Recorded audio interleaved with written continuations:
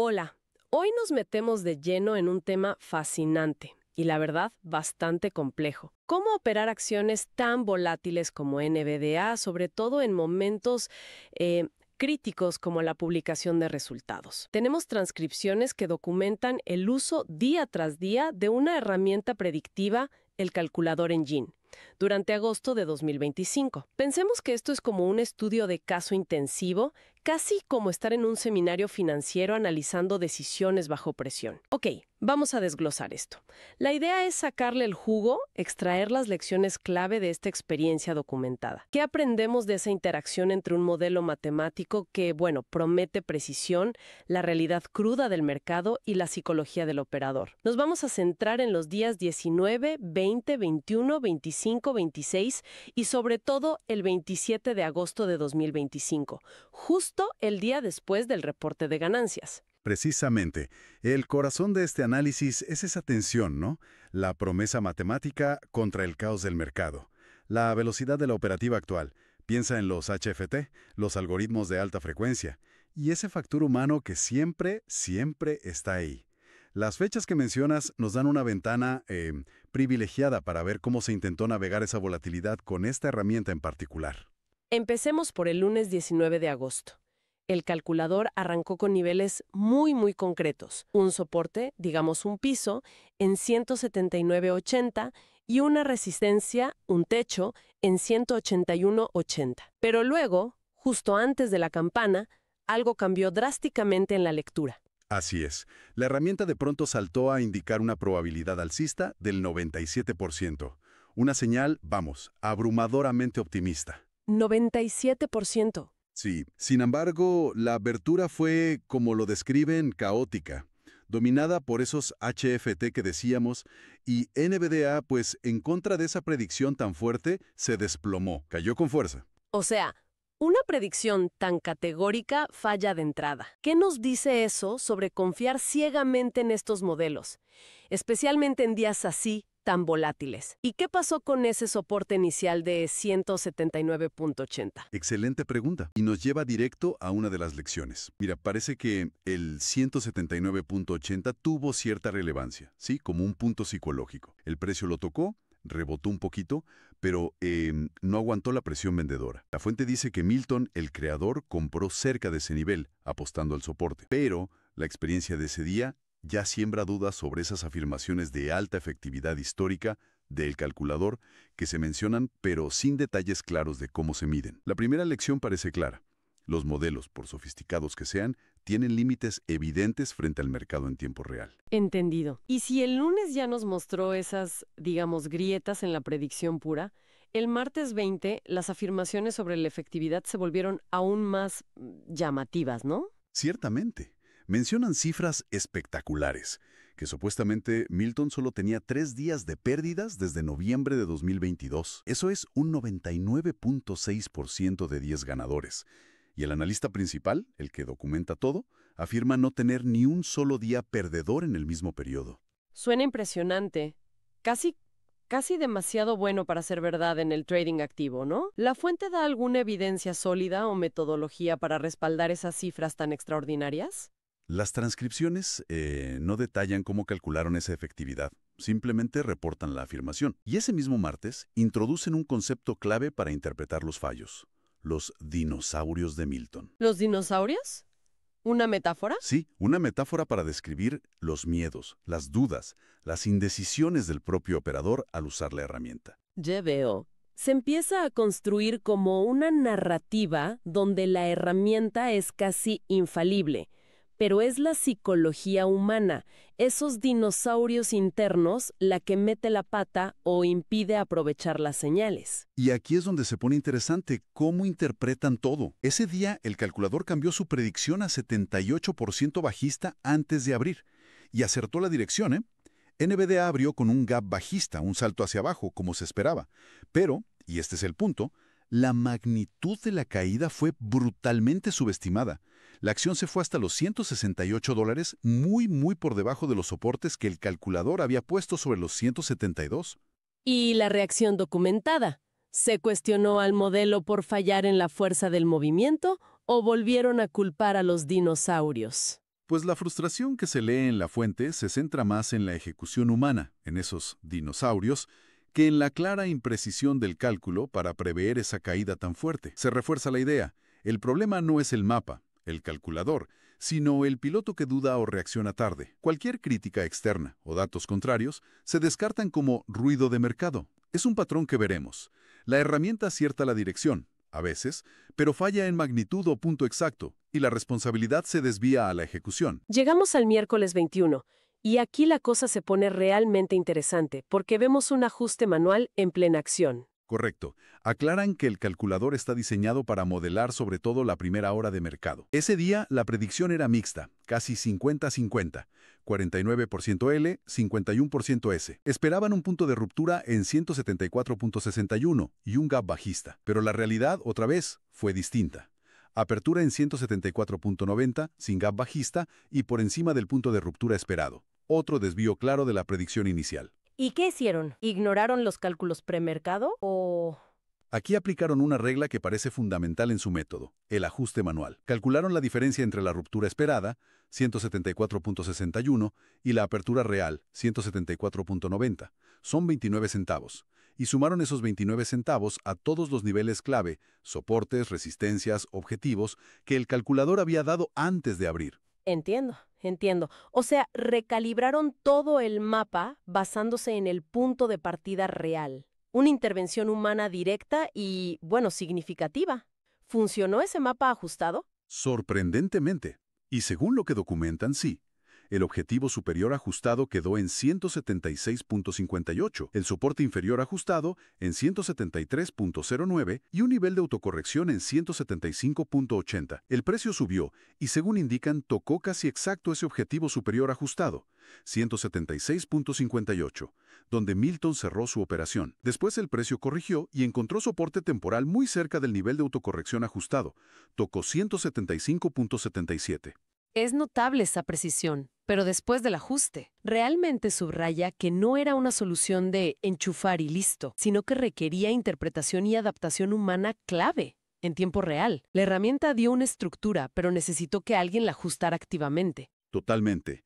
Y esa necesidad de ajuste nos lleva al lunes 25 de agosto. Aquí el foco ya cambia un poco hacia el diagnóstico de problemas y refinar el proceso. Mencionan confusiones con las escalas logarítmicas en los gráficos y, muy importante, la necesidad de automatizar esos ajustes manuales para evitar errores bajo presión. Hicieron una simulación ese día, ¿verdad? Para probar esto.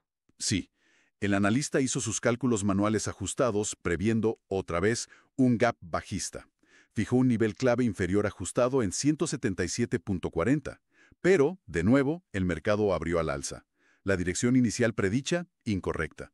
Sin embargo, en la simulación, validaron que ese nivel ajustado manualmente, el 177.40, sí actuó como un soporte relevante, una sola donde el precio se detuvo.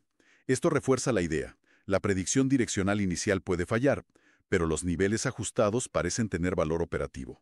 Reconocieron más limitaciones de la herramienta en sí. Sí, admiten que el calculador deja de recalcular después de las 10:30 am, lo cual es un límite importante para el resto del día. Solicitan una nueva función, un flex plan, para reducir esa ambigüedad direccional que hemos visto fallar. Y hacen una comparación curiosa con herramientas manuales tipo Excel, diciendo que el calculador podría ser 65 veces más eficiente, pero reconociendo que las manuales son propensas al error humano. Y vuelven a sacar la metáfora clave. El calculador es un GPS, no un piloto automático.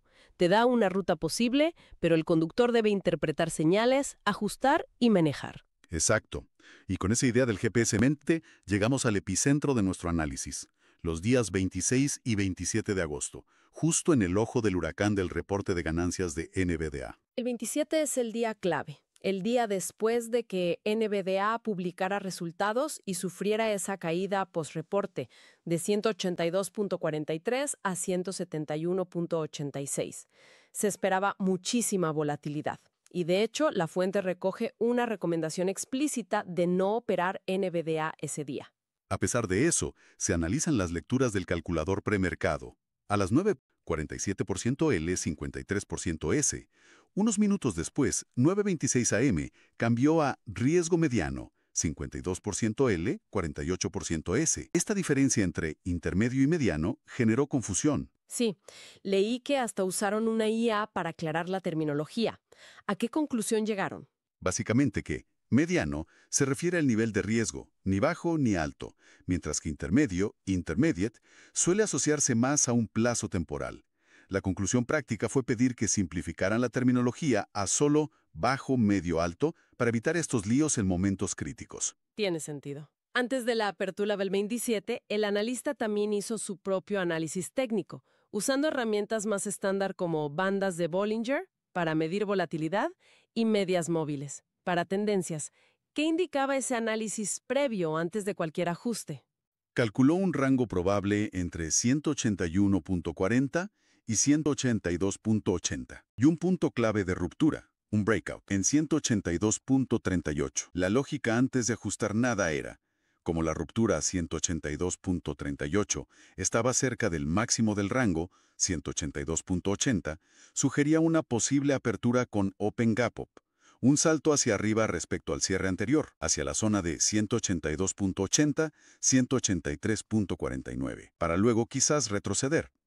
Pero esto es clave. Era un análisis antes de ver dónde habría realmente el mercado. Y entonces, 9:30 AM, suena la campana. NVDA abre en 182.00. Y aquí empiezan las señales contradictorias. Un verdadero dilema. Exactamente. Por un lado, 182.00 es un Open Gap Down.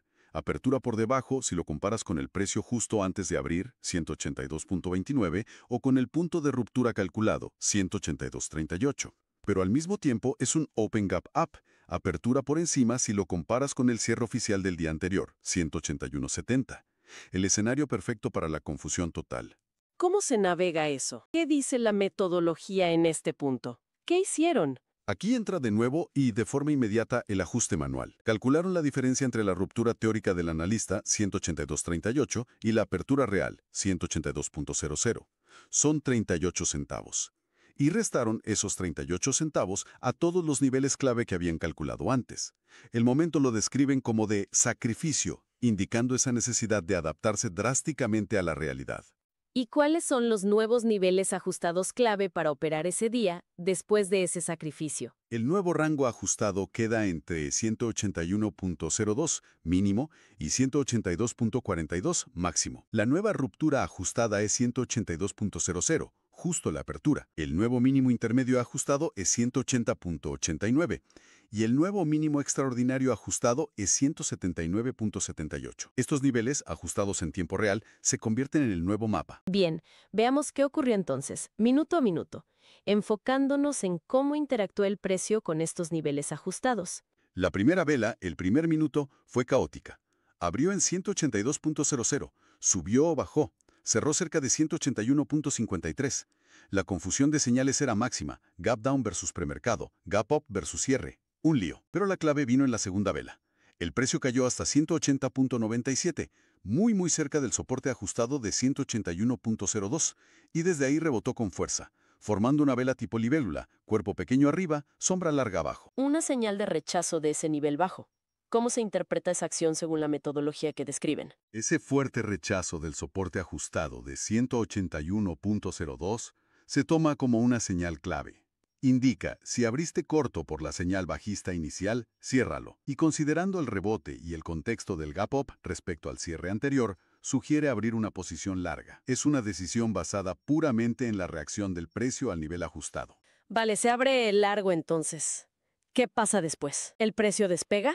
Sube un poco en la tercera vela, pero choca inmediatamente con una fuerte resistencia. Varias medias móviles, la EMA 9, 20, 50, 200, estaban agrupadas muy juntas, cerca de 181.76 a 181.94, creando un muro. Además, detectan un cruce de la muerte, la media de corto plazo, 9, cruzando por debajo de la de largo plazo, 200, usualmente una señal bajista. Ante esa resistencia tan clara y esa señal negativa, la decisión prudente sería cerrar el largo recién abierto con una ganancia mínima, si es que la había. Y el precio siguió bajando después de chocar con esa resistencia. Efectivamente, tras ese intento fallido de subir, el precio volvió a caer. Tocó 180.90 apenas un centavo por encima del siguiente nivel de soporte ajustado, el mínimo intermedio de 180.89. Tras una pausa ahí, como consolidando, eventualmente rompió ese nivel y se dirigió directamente hacia el mínimo extraordinario ajustado de 179.78. Lo alcanzó. Entonces, a pesar de toda la confusión inicial y la predicción direccional incorrecta antes del ajuste, los niveles clave, una vez ajustados manualmente por la apertura real, sí sirvieron como puntos de referencia importantes para la acción del precio durante el día. Esa parece ser la conclusión principal de ese día tan caótico. El mercado al final ignoró el ruido premercado y las predicciones iniciales siguieron una tendencia bajista indicada por otras señales, como el cruce de la muerte, pero respetó de forma notable los niveles clave derivados del calculador, una vez que fueron ajustados por un operador humano. Fascinante ver cómo se desenvuelve todo el proceso. Antes de sintetizar, la fuente incluye una advertencia breve pero bastante contundente sobre las llamadas cuentas de fondeo.